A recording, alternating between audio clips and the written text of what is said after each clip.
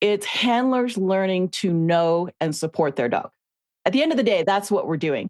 And if you can know and support your dog, you can prevent heat the leading cause of preventable death. You can prevent some of the other injuries, and you can certainly catch things sooner, which means that whatever that bad thing is going to have less of an impact if you can catch it sooner, even if you can't prevent it. Canine Detection Collaborative. We bring the conversation straight to you. Training tips and helpful hints you'll actually use. Real insights from real experts with a side of laughs. Canine Detection Collaborative is where it's at. It all comes down to just one thing, helping our dogs be the best they can be. Canine Detection Collaborative. Hi, everybody. I'm Robin Greubel, and I'm here with my super stupendous co-host, Stacy Barnett. Hello. And we have on our podcast today somebody I have known for a long time, Miss Joy Brenner. Hello, hello. Yes, from Canine Medic. Yay. Yeah. And I know, Joy, we met at some Colorado search and rescue conference. It was back in 2009, I want to say. Yeah, something like that. Yeah. It was hey, you need to spend you have to go to the airport and you have to spend an hour and a half in the car with somebody that you don't know. Mm-hmm. And then we went hiking and all sorts of stuff. I actually have a picture of Moses in my office from that trip. Because I'm like, that was, the most joyous trip. But anyway. I've been really excited to have you on, by the way. I'm really excited. This is awesome. So super excited to be here. Yeah. Thank awesome. you so much. Okay. So instead of us going through the whole thing, how did you get to where you are? And tell us about you. Okay. I didn't actually start in dogs. I actually started in wilderness medicine and tactical medicine. So I took my first wilderness first aid class in the 90s because I was doing some fun stuff in the Arctic, and then ended up doing some deep dives into wilderness medicine, and that kind of drifted over to tactical medicine. And then in the early 2000s, I decided to get my own dog. First dog ever. Did not grow up with dogs. Wish I had, and with the plan to do tactical tracking downrange overseas, and figured at the time I was teaching human TCCC down in Georgia, and figured I need to learn how to take care of my new four-legged partner the same way we are teaching two-leggeds to take care of each other. And Googled it, even back then. This was in 2004-ish. And there was one program, but it was very hospital-based. And we know from pre-hospital medicine in general, from wilderness medicine, from tactical medicine, what we do in the field is very different from what we do in the hospital, and really wanted to bridge that gap. So fast forward 20 years, it's an amazing time to be a working dog. And a lot of things have changed since then. And essentially Canine Medic has grown. We've stocked the best experts we could find and got them on board. And now there's about 20 of us.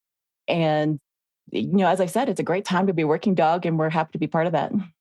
So you were a human. So yeah, I started in human. You started in people. Yeah, I started with people. Wow. I tell people I can help you, but I'd rather help your dog. Is that wrong? No, not at all. But I'm just sitting here going, wow. Okay. Well, and here's me. You were like, I was doing some stuff in the Antarctic. What were you doing in the Antarctic? No, so in the Arctic. Arctic. Arctic. Wrong pole. So the first time I was there, it was kind of on a dare. Okay. That's a longer story, probably not applicable, but so we were just having fun, as I guess 20-year-old or somewhere in that. But certainly that's where I very much got involved in the industry at that point, because my hiker friend and I actually had to help evac him. He had a medical emergency. And so that was, I'd taken my first little wilderness first aid course, but I'm like, okay, if I'm going to do adventures like this, I need a bit more. And that's what got started. And then we went back later As instructors, I actually taught search and rescue and wilderness first aid. I actually helped write the Canadian Red Cross Wilderness First Aid Program. And then we went back up to the subarctic to teach it there and do some work. And actually took our dog by then. I was a dog handler by then. So yeah, it all came for full circle. Wow. Wow. Oh my gosh. So from what is, I guess, some of the most interesting stuff that where you've been out and you're doing, because I remember when we were hiking, I can't remember your dog's name at the time. It was Angel, I think you met. I had Angel and Shadow, but you met Angel. I think I met Angel.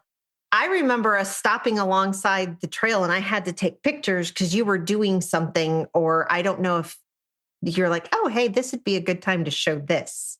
I came across that picture actually the other day. It was just a boo-boo. And here's how things change, right?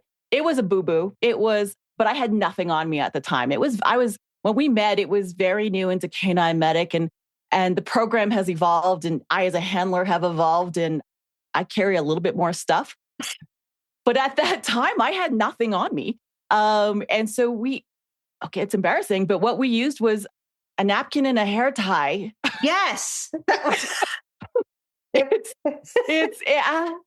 improvise, adapt, overcome, all that good philosophy. Right. So we did it. She wasn't going to die or anything. No. But yeah, I did find that picture the other day. Wow. Yeah, wow. That was it was really, because I just remember we were scrounging for stuff. Yeah, absolutely. And absolutely. It was no, she's not going to die, but ouch. I can't, let's see, that was 2004. 2007. So I don't remember. So I can't confirm No, this. it's okay. But I'm willing to bet I actually had Stop the Bleed stuff on me because I've been carrying that since long before Stop the Bleed. People have been teasing me for many decades and they don't as much anymore because now it's a thing, but it wasn't a packable wound or anything like that. It was a boo-boo. Yeah. Oh my God. So I know one of the things, because we've run into each other at the Military Working Dog Symposium, and I think we were just out at AT Canine. No, not that one. Okay. I haven't been to that one. I hear great things. I haven't been there yet. Yeah. Okay. And there was another one that we ran into each other. Hits. No, I haven't been to Hits. Okay. We see each other You a lot. guys are really funny. Do. Like, you're really funny.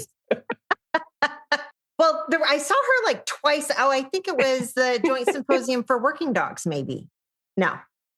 Okay. You guys need to sync up your calendars or something. Obviously, because there were 2 last year that I saw you. That the 2 of you were at. So we just need to go down the list. Ding, ding, ding, ding, ding, ding, ding, ding, ding. And then we'll figure it out. One, you gave me the really good caffeine pills. Mm-hmm. Those are awesome.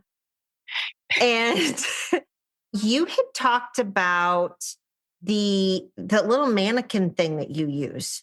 So we actually really focus on high fidelity training as much as we can. So I'm not sure which one you saw, but if it was a full dog, we use the TechMed simulations, Canine Hero and Canine Diesel, which we're resellers now. We just love them, of course. And it's so authentic. It was designed in Hollywood, the same folks who did Men in Black, Aliens. Right. So yeah, definitely that. And then we also use like other high fidelity trainers like the True Clot trainer. It comes with actual synthetic blood that clots if you do it right. Actually clots. What? So it actually. So maybe we should go do a little bit of a timeout. So what do you do? What does Canine Medic and what do you do? Sure. Yeah, we need to rewind. Okay. So we are primarily an education company. So we teach programs from handlers, medics, and then in the military, we often teach docs and surgeons as well, because they may end up taking care of working dogs as well. Pre-hospital care. So first aid, extreme first aid in extreme environments. And whether that's wilderness or tactical or remote or your backyard, we have programs for all the different people in all of their different working environments and all the different scope of practice. And we really focus on the nuances. So, you can say tactical, for example, but there's like 12 flavors of tactical. Military does things differently than our local law enforcement, which does things differently than our private contractors. And similar for SAR, we can say search and rescue, but there's wilderness, there's disaster, there's, our urban kind of search and rescue as well. And so we try to customize things to the audience. We also have a train the trainer program. So folks can take that and affiliate. And we love that because, even if we come in every year or two, we really want, especially from a handler perspective, it's the stuff we do all day, every day. So modeling, advocacy, those types of things we can't do if we just come visit once a year. And then we actually got into kits. I tried not to for about a decade, but we just couldn't find a kit that we could honestly recommend that really had the best in class products that I carry. And so now we've got a great partner, Integrated Medcraft, who makes our kits for us. So we're really happy about that. And we're expanding that as well. One last piece, Online Academy is kind of what ties that all together. Right. So we have programs for handlers, medics, trainers, all of that as well. The long pause was me figuring out which question to ask next, right? Okay. Yeah. That was my, okay. I know. I'm trying to organize all these, my brain's going in 100 different directions. So when you're talking about canine diesel and canine, what's the other one's name? Hero. Is there a difference in them? On the outside, they look the same. They're by the same company. One's not floppy and one's not pointy. Actually, you can buy, they're not actually physically floppy, but they look like Labradors. So they're solid flop down. Right. So you can actually buy Labrador ears for either of them. They are mix and match. The default is pointy eared. Of course it is. They look the same on the outside. Their internal structure is different. So they have different skill sets attached to them. Diesel is the one that more people are familiar with. He includes an amputation and things like that. My favorite teaching stack is actually one of each. Okay. So if Canine Diesel does that, what does Canine Hero do? Canine Hero is in theory like an entry-level one. He costs less, significantly less. But I like him because he has some really nice wound patterns that Canine Diesel doesn't have. So some leg wound patterns that Diesel doesn't have. So that's why we use them both. So at each one, when you're talking about high-fidelity training. Yeah. What do you mean by that? Yeah. So these guys, and I will say, so this is our hallmark class. This is the one we love to offer. And we know that not everybody has budget to do this. So we have entry-level classes too. But certainly our hallmark program has all the things. And so these are mannequins that bark, they breathe, they bleed, they're programmed, they have GDV, they have tension pneumothorax. They were designed. Okay, what's tension pneumothorax? Oh. Well, that's another class. Okay. So it's a chest injury that it's the key thing about these mannequins and about when we're teaching trauma, especially, is that it's focused on the leading causes of preventable death. So, you can have lots of things that just look gee whiz, but there has to be a point to them.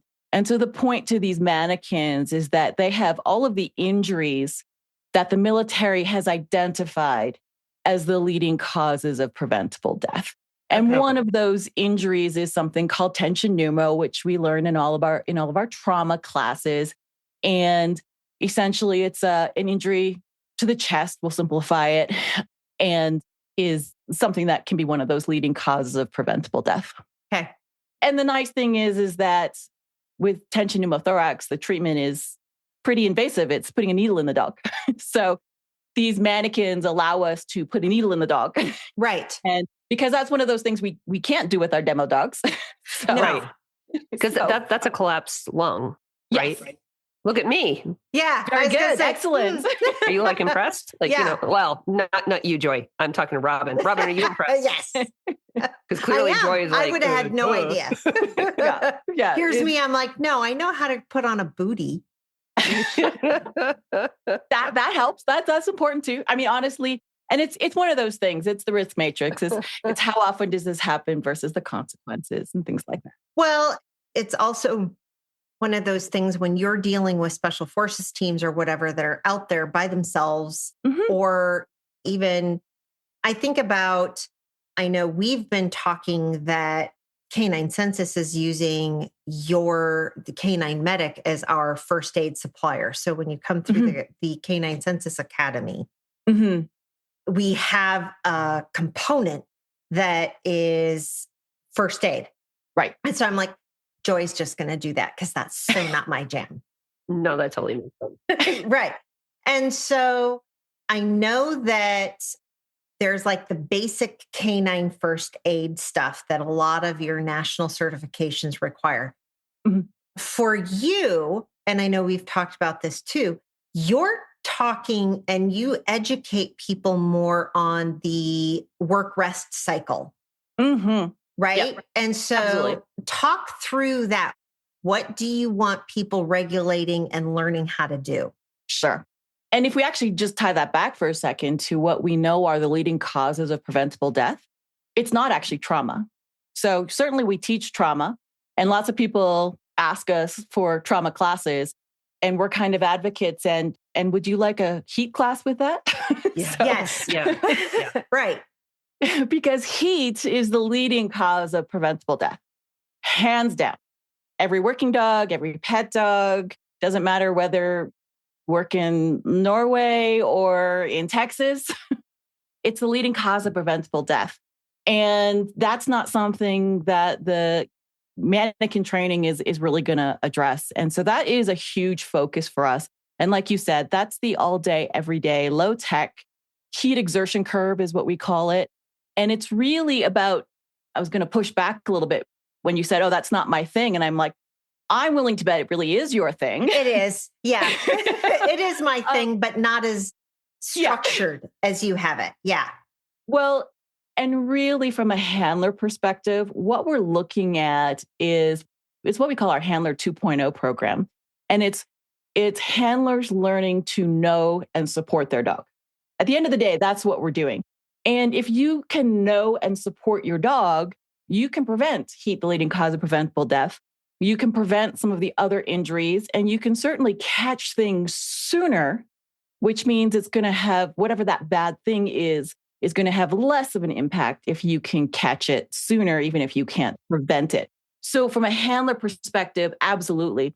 And so we want you to have a very articulate video level smell and sound awareness of your dog at every level as they go through whatever their sport is. And if they have 3 sports, and I mean sport, I mean, it could be tracking, trailing, apprehension, disaster, whatever their different environments are, whether it's, the sprint or the long run, to know what your dog looks like on a healthy day so that if they do something different today, you can do something different to support them today. That will save lots of lives on the emergency side. And oh yeah, we get better performance cycles. We get longer work cycles and higher performance, I should say, be more accurate. So longer work cycles with greater accuracy. And oh yeah, a whole bunch of safety wrapped into that. And that's really all of our goal as handlers. And that's where a huge focus of our work is right now. Right. Okay. And you're doing this for not only, the working dog stuff, but I see this as really important for some of the sport dog people as well. 100%. Right. And honestly, every pet owner. Yeah. Like if, every dog that has the zoomies. Right. Exactly. Or the whole, oh my God, let's take them swimming. Right. Mm-hmm. And all of that sort of stuff. Yeah. And know they can easily overheat swimming. There is a huge kind of, I think, myth that only tactical dogs need really detailed first aid. And I can tell you, having worked with a lot of tactical dogs, heat is still their leading cause of preventable death, just like every one of our dogs. And 2, most even tactical dogs are more likely to be hit by car than hit by bullet. And so these are also the same risks that, sport dogs, detection dogs, family dogs face every day. Right. And so this is critical information really for everybody, we believe. It might have different flavors for sure and different scenarios, but at the end of the day, taking care of our dogs is everyone's job. Right. What are some of the myths out there? Or that's a good question. Right? Yeah. That you've seen coming in or people ask you about on a regular basis that you're like, yeah, but no. So on the topic of heat, Okay, yes. leading cause of preventable death, we get into a lot of conversations about this one. And happily, one thing I didn't mention at the beginning when I said what we do, one of the other pieces is we're pretty active on a lot of the boards and the committees and all the things. So I was a contributing member for the Vet ATLS program. We've got the 20 advisors who are part of various committees and things like that. And so happily academia and the standards are all getting to consensus, which we like. But cooling dogs is a huge topic of contention, which we're still trying to move forward on. And so we have a whole 4 myth busting slides. So do you want to play the game right now? Yes. Okay. Yes. So raise your hand virtually if it's true. Right. And I got to read the slides in my head.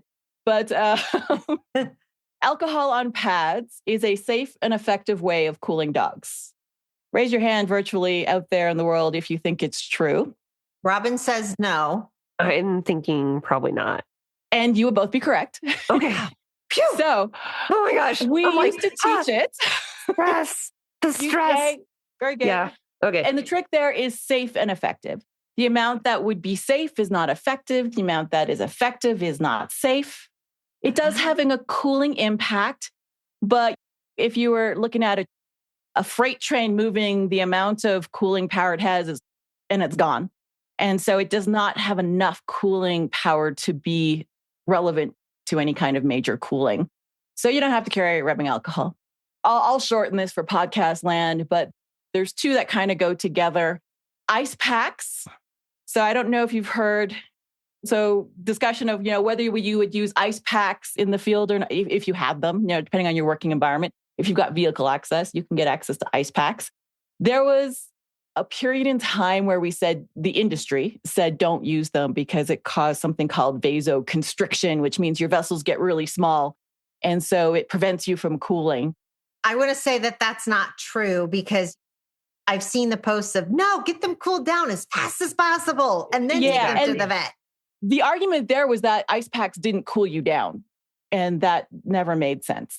No. Because they said the body would counteract the ice packs too effectively and they wouldn't cool you down. Ice packs cool you down. Like, oh, you'll cool them down. They'll get too fast or something. And I'll address that one in a second. So So cooling this for 200. Yeah. The next one is a cold water immersion. People said don't use it because it caused you to shiver. No, we want to do that because we want to cool things down as fast as possible. Yeah. And they said that the shivering would keep you from getting cold. And have you ever done a polar bear dip? No. On purpose. Your eyes got really big when you said that. No, hell no. I'm from Canada. I've done lots of polar bear dips. There was no point when I was chopping ice and jumping in where I was like, oh my God, I'm too hot. They really do cool you down. So this gets to your point. And here's a question. Here's a myth question. Do you think you can cool a dog too fast? Do you think it causes shock? I don't think so. I don't think so, but I know that you can cool a dog too far. Too far. Yes, that is our exact phrase. Ding, ding, ding for 1,000 points. I think we're tied, Robin. I know. There you go. Yeah. I want to take myth busting for 1,000. What do you have to? We have to like bet the number. Jeopardy. Nice. So the real key is exactly that. You can't cool a dog too fast. You can cool a dog too far. Temperature has momentum. It has momentum going up. So that's kind of our biggest handler challenge is that temperature has momentum going up. So when we see the dog in front of us, it's actually going to get worse before it gets better. And that's a big challenge, being able to predict that getting worse and being able to stop that ahead of time. And then for cooling, it has momentum coming down. And so we stop cooling just above normal and let them coast into it. So absolutely, you want to cool as fast as possible by every means possible. Making sure they don't pass out and drown themselves. That's a bad thing. That's a separate injury. So we're gonna hold them and protect their airway. Yeah. But careful if I'm in, fast moving water and all those risks. But yeah, no, absolutely. We're going to cool the dog as fast as possible using any means possible. Ice packs, immersion, cold water, pulling the fur. and wetting down to the skin, not because, you pour water on top. And it all runs off. Yeah, because that's what it was designed to do. Yeah. Okay. So that's the rub the fur backwards and then pour it under the Exactly. fur. Get it to skin. And it takes more water than we think. So you'll see, and I'm grateful that people have been sharing their stories and willing to say, hey, I had a learning moment here. And so like people will say, oh my gosh, it took so much more water than I thought. It took me 2 cases of water. The idea that I can just carry 2 bottles in my pockets and that's enough for my dog is not. So right. Okay. We have whole kind of, just like CPR, you've got like these whole codes like, hey, you call 911, report back to me. We actually run heat codes. And part of the team gathers water and ice and gets it to the vehicle and stages the vehicle so that they've got enough water and they're temping and all the things.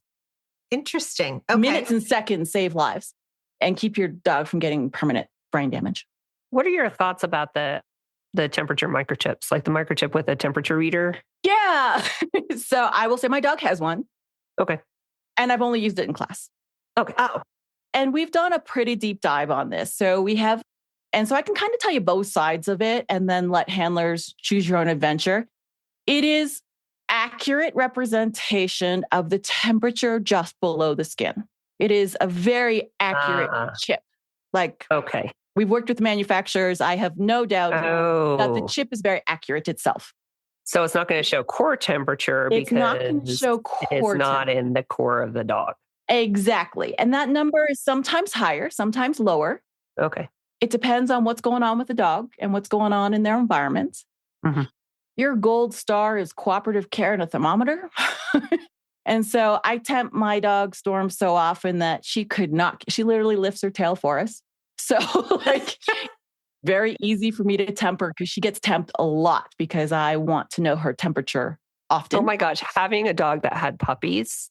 I've got that covered. Exactly. She's like, yeah. Well, and then the interesting thing we found out while Prize was doing this whole pregnancy thing was the poop factor. Yes. Yes. Right?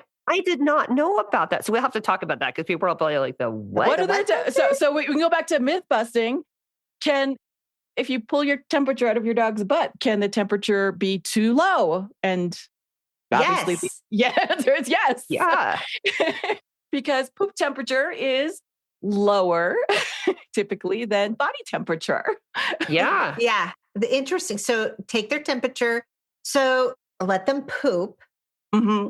And typically our working dogs will poop before they work, right? Or they get the zoomy runs and that comes out. I mean, that's nice if they do for sure. Yeah. Yeah. Maybe that was like a big learning experience. Yeah, it's absolutely. And here's the thing, if you know your dog's normal temperature, then you kind of have a pretty good guess like, 99.7, that would be really weird for my dog. Yeah. Right. Yeah. Well, when they're going through and you're like, are you having puppies or not? Like, is your temperature dropping or not? Like, it shouldn't be dropping just yet. Yeah. I don't know what that temperature drop looks like. So they drop down to like 97. Oh, there you go. or 98. And the puppies are coming. And then the puppies are coming within like 24 hours. Has to do with like the progesterone drop and everything. Yeah. So Hey, I learned a lot. That was your aha moment. Yeah. For today, you're like, I'm done. I can go to bed now. I don't want to do that again with her. Well, she's spayed now. So, right. So, yeah. If you can easily take a temp, that's just cooperative care. Take the time to do that training, that acclimatization. Having said that, not everybody has that. And then if you inherit a dog or you didn't get a chance to do cooperative care, you're just learning this now and you've got a dog that is not going to accept a thermometer right now. I have had people come to me from several federal agencies that said that temp scan chip saved my dog's life. Yeah. Because we saw that increase and they took action because of it. So that's meaningful as well. The people who I know use it the most use it in conjunction with temp. If their dog isn't quite Storm and, doesn't raise their tail for them, they can get a temp, but it's a bit of work. Then they'll correlate that baseline. They'll figure out that day what that work cycle looks like and trend it to a thermometer, but they only have to do the thermometer like maybe 3 times that day. And maybe they do a chip scan 30 times that day. So when you say a work cycle. Yeah. So walk people through, what are you thinking about when you set up, okay, this is my work cycle. What are we doing? So after you're doing your warm-ups for your dog, before you send them on a rubble pile or you send them to go do something, theoretically, you're supposed to warm up your dog. Yes, absolutely. 100%.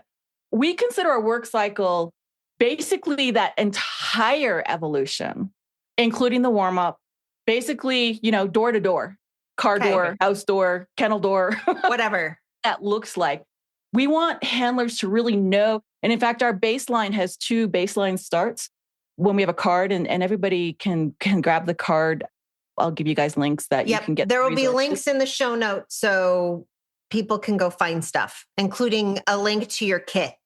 Yeah, that would be great. So with our baseline cards, the first 2 columns, the one is rest at home. And most of our dogs are actually living with their handler in some capacity. We have some kennel dogs as well. And then we call it work at rest, which for many of us is a vehicle. And we recognize that even before we get out to do our warm up, some dogs are jacked up in the car because they're like, is it my turn? Is it my turn? Is it my turn? And some dogs are like, hey, are you alive in there? Because they're really chill, right? Right. But so we want you to know that difference before you ever open the door. And so our work cycle is literally home to home. What does your dog look like? Is this normal for my dog? Is it different than yesterday? Then I have to do something different than yesterday. So I want to know what my dog looks like for me, I want to know what my dog looks like in the car. I want to know what she looks like during her warm up. I want to know what she looks like, whichever sport she's doing. And for us, I mean, we're wilderness predominantly with some urban, but that work cycle for us could be a quick 20-minute training track downtown, or it could be on Saturday, we did 10 hours in the snowy alpine mountains. And so those are very different days. And I need to know what my dog looks like in each of those days so that I know if it's different than her normal. And before somebody, AKA me, does this, I'm totally outing myself, does this, oh my God, this sounds like it's going to take so much time to do, right? Do I really have to? How much time does it actually take?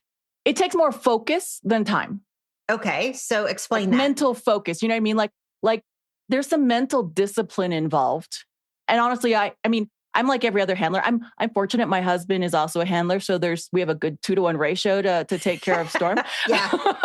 Somebody to hold you accountable. Yeah. Yes, absolutely. Like he'll be like, did you do that T-check and transitions check? And I'm like, guilty.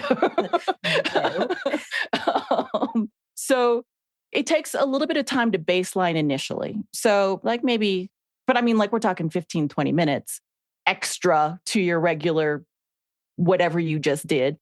And the more you do it, the faster you get. I can do Storm probably baseline in about 3 to 5 minutes. It's not time. It really isn't time. It's, do I have the mental bandwidth? I mean, especially like I get some of our work cycles. I mean, you're tired. Right. Especially at the end, right? And we start to take shortcuts. But just like any part of our job, when we start to take shortcuts, that's the very time we need a tighter net of care. And so it literally does not take long. It just takes mental focus of ourselves to do it. Well, in practice, and I think about it's interesting for me, Nico's 8. Mm-hmm. And age. Yeah. The age. Yeah. Right. For me, I'm like, no, before he's 3, he can get out of the car and just go do the thing. It's fine. And now I'm like, he needs to warm up. Yeah. Right. And I'm also like, I need to go warm up. Yeah. Yeah. And really, we always 30. Yeah, we all do. Maybe a little stretching would be good. Yeah. So yeah, let's not talk about that right now. Yeah. Some of that sort of stuff. So I think about some of the canometric stuff that Penn Bet does, mm-hmm. right? Where you are doing the downs and the figure 8s and all that sort of stuff. And then just as you plug this in to, okay, after all of these stuff, this is the routine that I get into. Absolutely. So there's, I guess, a couple different levels of checking on your dog. And if you go through the baseline, the actual whole baseline curve, there's, I don't know, 8 vitals on there. And certainly I like doing that fairly regularly. But once you get to know your dog, it's not like I'm actually, for example, temping takes the longest time. And like literally that's like what, 2 minutes? Right. I mean, it's 2 minutes, like including getting out my thermometer and the lube. Like it takes, we have a 50 to 30 second thermometer. So, we're not spending a lot of time there. But even that, once you actually can speak dog, and we call it dog speak, you can, in a glance, appreciate way more details about your dog without even stopping the work. So it literally takes 0 time in some cases. It's knowing what to look for. So like panting. Panting is something that all handlers naturally look at. And you kind of know, you can describe, I can go to pretty much every dog handler and they will explain their dog's panting. They're already doing vitals check. We just put a bit more structure on that. We ask you to scale that panting 1 to 5, and we call 5 uncontrolled panting. And that's where we know when to stop the work. So if you can't interrupt your dog's panting, they are no longer compensating, and therefore I need to go ahead and stop the work until they do it. You guys do that naturally. It doesn't take time. We're just adding a little bit more educational structure and common language across team members and an immediate action drill based on it. So, hey, your dog's got uncontrolled panting. We all need to stop the work. Right. It didn't take more time. It just gave more clarity to you and the team. Huh. Sounds fabulous. And you know where my head went? My head just went, woo! I know, went a couple places, but like the value of this, because, the more and more I get into the USAR world, the more and more I'm learning. And in wilderness, everybody trained their own dogs, right? They kind of came with, this is their dog at home, and now they're going to go out and do search and rescue. And it's like, they've had this dog, they've been dog owners. There are a lot of people on USAR teams that were not necessarily even dog owners. Before they got their dog. Right. Before they got their dog. And now it's like, okay, here's a trained dog. Now we're training you to handle your dog. Now I'm assuming there's all kinds of, they add in all this other type of stuff, but a lot of the things that you're talking about, like, yeah, I naturally see my dog and I'm like, yeah, your tongue is longer than normal, or yeah, your rate of panting's faster than normal. But if you don't have like even that relationship with that dog for a while going into a working type of situation, or if you haven't had the experience of handling a dog for that long, you may not necessarily recognize that. You're like, yeah, the dog is panting and they were working. Well, and it's interesting because we are actually at the point, Nebraska is having us come in. Actually, I'm driving to Lincoln tomorrow. So by the time this airs, this will be like 3 weeks ago. Yeah. Right. But we're doing crossover training between the team medics. Yeah. Right. For the canines. And awesome. I'm bringing in like 4 canines for them because I have that many. You have more than that, but yeah. Well, I'm taking all 5. And Raven has an ear infection, and I don't think it's a full-blown ear infection, but she's been shaking her head a lot. I cleaned her ear and I started looking at it and I'm like, I'm starting to treat it, but by tomorrow it will still look like it's the precursor to an ear infection. And I'll be like, hey, you guys, look at this. Yep. This is how you tell. Because they may not know how to tell. Absolutely. Right. And so I'm all excited because I'm like, oh, the uncontrolled panting. Think about how your flankers. Oh, yeah. Right. And we're getting into the whole water leak detection where you have people who are public water people who are going to be flanking for your dog who've never worked around a working dog. Absolutely.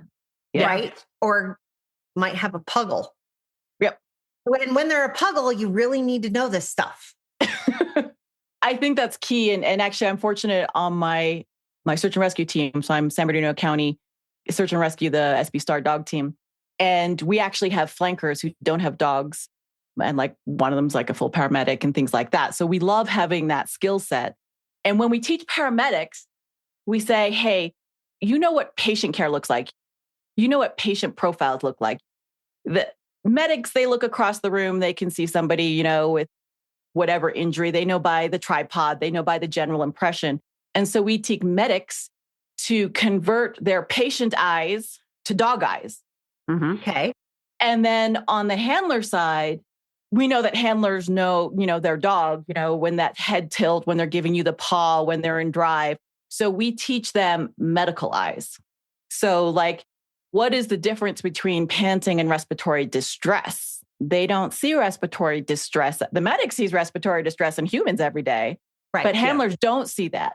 So we have to teach the handlers, what does distress look like? Because hopefully you don't see it every day. Right. Yeah. And so, but when you bring those together and you really integrate them, that's when you have the strongest net where you can, both populations can support the dog from both of their lenses. Okay, everybody, it's Robin. We're going to hit pause right there. And you guys are going to have to tune in next time for the remainder of the interview with Joy. Thanks a lot and go train.